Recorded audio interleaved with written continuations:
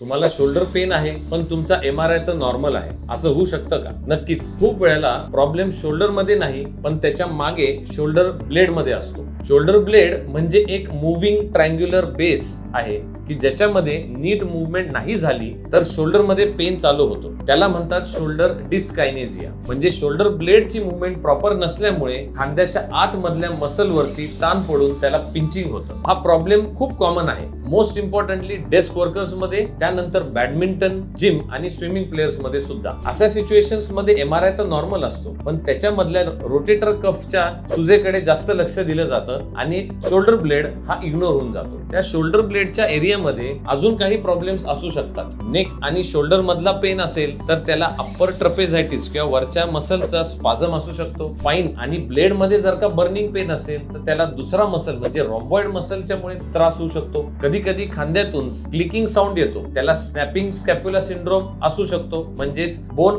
आणि मसल मध्ये घर्षण होतं. आणि डीप पेन कधी कधी आतल्या शोल्डरच्या एका फुग्याच्या सुजेमुळे होऊ शकतं. या सगळ्या प्रॉब्लेम्स मध्ये सर्जरी तर बिलकुल लागत नाही पण correct diagnosis, posture correction, right physiotherapy हे शोल्डर पेन बरेचसे कंट्रोल होतात.